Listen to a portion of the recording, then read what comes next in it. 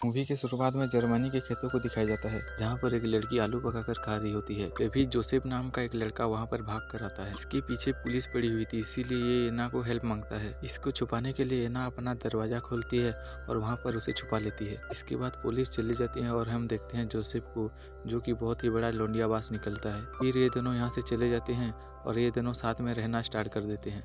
जिसके बाद इनका एक बेटी भी होती है, उसका नाम होता है एग्नेस। फिर एक दिन की बात है, जोसेफ को पकड़ने के लिए पुलिस आई। पुलिस जोसेफ को पकड़ने ही वाला था कि वो पानी में जंप कर देता है। जिसके बाद किसी को कुछ नहीं पता होता है कि वो गया तो गया कहाँ। फिर हम देखते हैं कि वो अमेरिका आ गया है। जोसेफ अमेरिका में बहुत बड़ा बिजनेसमैन बन गया था। फिर बहुत साल बाद हम देखते हैं एना और एग्नेस को, जो कि बाजार में सामान बेचकर अपना गुजारा करती थी। एग्नेस अपने कजन जेन से प्यार करती थी और दूसरी तरफ और एक लड़के से भी करती थी, जिसका नाम है एयरफील्ड। एयरफील्ड एक जर्मन शिप था।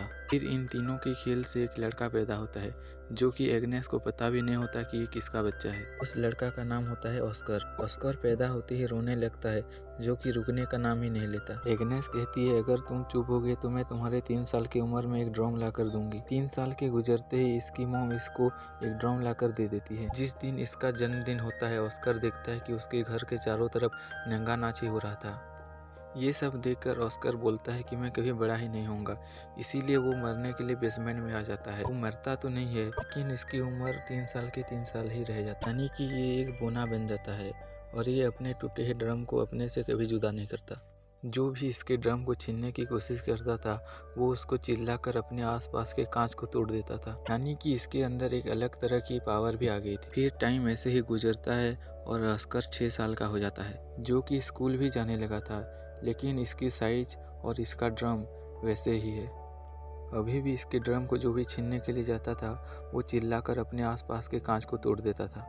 साथ ही इसके पावर से डॉक्टर भी हैरान थे, ये कर कैसे ले रहा है। एग्नेस सिर्फ ये जानना चाहती थी कि ये बड़ा कैसे नहीं हो रहा है। फिर हम देखते हैं एग्नेस हर फ्राइडे बाजार करने के लिए जाती थी और काम के बहाने ऑस्कर को एक दुकान में छोड़ देती थी और वो जैन के पास जाती थी कुछ करने के लिए। फिर एक दिन ऑस्कर को ये कुछ वाला सिस्टम पता चल जाता है। फिर कई सालों के बाद का सीन दिखाया जाता है, जहाँ पर ऑस्कर 12 साल का हो गया था। ये एक सर्कस में आया हुआ था, जहाँ पर एग्नेस बोने लोगों को परफॉर्म करते देख उसको लगता है कि उसका बेटा भी बोना है। सर्कस खत्म होने के बाद ऑस्कर एक बेकरा नाम के बोने से मिलता है। बेकरा ऑस्कर के टैलेंट को देखकर काफी इम्प्रेस होता है और ऑस्कर को अपने साथ काम करने के लिए इनवाइट करता है। तभी यहाँ पर इसकी मॉम आ जाती है और इसको लेकर चली जाती है। फिर कुछ दिनों के बाद देखते हैं एग्नेस जिस दुकान पर ऑस्कर को छोड़कर जाया करती थी, उस दुकान का आर्मी उसको लव करने लगा था, लेकिन एग्नेस उसको मना कर वहाँ से चली जाती है। फिर कुछ दिनों बाद एग्नेस को पता चलता है कि वो प्रेग्नेंट है और वो जैन का बच्चा होता है। इसी वजह से वो हमेशा टेंशन में रहती थी और वो टेंशन में कच्ची मछलियाँ खाती थी। इसके बाद उसके हस्बैंड एयरफील्ड को दिखाया जाता है। उसके हस्बैंड को जरा सा भी मतलब नहीं था कि उसके वाइफ के पेट में किसका बच्चा है।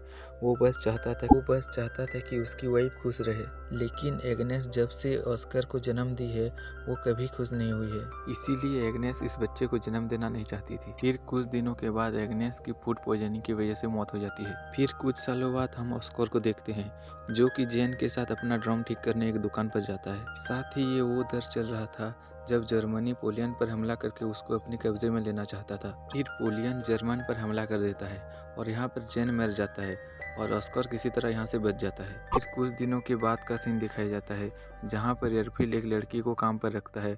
वो काम के साथ साथ ऑस्कर को भी ध्यान रखती है। फिर कुछ दिन गुजरने के बाद ऑस्कर को मारिया से प्यार हो जाता है, इसीलिए एयरफील्ड जब काम पर चला जाया करता था, वो दोनों मिलकर रात को बेड में कुछ किया करते थे। मारिया भी इस चीज को लेकर बहुत मजे करती थी, इसीलिए वो ऑस्कर को कुछ नहीं कहती थी। फिर एक दिन ऑस्कर को पता चलता है एयरफील्ड का, यानी कि उसके बाप का मारिया के साथ कुछ चक्कर चल रहा है। मारिया एयरफील्ड से बहुत प्यार करती थी, लेकिन एयरफील्ड मारिया को बस यूज करता था, इसीलिए मारिया रोने लगती है।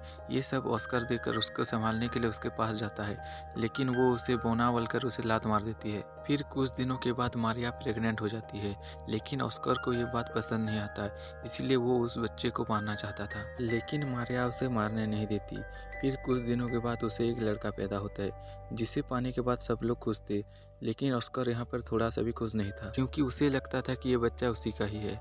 फिर अगले दिन हम उस बोनी को देखते हैं, जो कि एक सर्कस में काम किया करता था, जो कि वर्ल्ड वॉर 2 के दौरान वो एक ऊंचे पोस्ट पर पहुंच गया था। फिर ये ऑस्कर से मिलता है और ये ऑस्कर को अपनी टीम में आने के लिए बोलता है, क्योंकि ये पेरिस में अपने टीम के साथ परफॉर्म करने वाला था। फिर ऑस्कर उसके टीम को ज्वाइन कर लेता है और पेरिस में अपने टैलेंट की मदद से लोगों को एंटरटेन करता है। इसी ही बीच ऑस्कर को उसके ही टीम की एक लड़की रोस्मिता से प्यार हो जाता है। ऑस्कर अपनी जिंदगी अपने बौने दोस्तों के साथ अच्छे से काट रहा था। इसके बाद अमेरिकन सेना यहाँ पर हमला कर देता है। इस हमले में रोस्मिता मर जाती है। ये देखकर ऑस्कर बहुत सैड हो जाता है। इसी की वजह से वो अपने घर वापस लौट जाता है। घर वापस आने के बाद मारिया के बेटे को वो ऐसे ही एक ड्रोन गिफ्ट करता है जो कि उसकी मॉम ने उसको दिया था। ऑस्कर के घर आने से मारिया थोड़ा सा भी खुश नहीं थी, लेकिन एयरफील्ड यहाँ पर बहुत खुश था। इसके साथ ही साथ एयरफील्ड ने ऑस्कर को उन लोगों से भी छुपा कर रखा जो लोग ऑस्कर को इलाज के लिए हॉस्पिटल ले जाना चाहते थे, क्योंकि एयरफील्ड को लगता था कि ऑस्कर एक नॉर्मल बच्चा नहीं है। अब शहर में तनाव का माहौल होने लगा था, यानी कि युद्ध का माहौल। एयरफील्ड अपने परिवार को बेसमेंट में छुपा करके रखता था। फिर एक दिन रूसियन सिपाही इन पर हमला कर देते हैं और एयरफील्ड को मार देते हैं। ये सब देखकर वो दोनों बहुत डर जाते हैं और वो दोनों रोने लगते हैं। फिर अगले दिन एयरफील्ड के दुकान पर एक आर्मी आता है जो कि उस दुकान का नया मालिक था। एयरफील्ड के दुकान को कब्जा करने के बाद एयरफील्ड का फ्यूनरल कर देता है, क्योंकि ये आर्मी भी अपने परिवार को खो दिया था। ये अपने परिवार को खोने का गम अच्छी तरह से जानता था। यहाँ पर ऑस्कर को भी समझ में आ जाता है कि एयरफील्ड के सिवा उसका इस दुनिया में कोई भी नहीं था। यहाँ पर ऑस्कर डिसाइड करता है कि वो फिर से बड़ा होगा। फिर ऑस्कर एयरफील्ड के साथ साथ उसके ड्रम को भी दफना देता है। फिर अचानक से इसे कहीं से पत्थर आकर लगता है और वो बेहोश हो जाता है।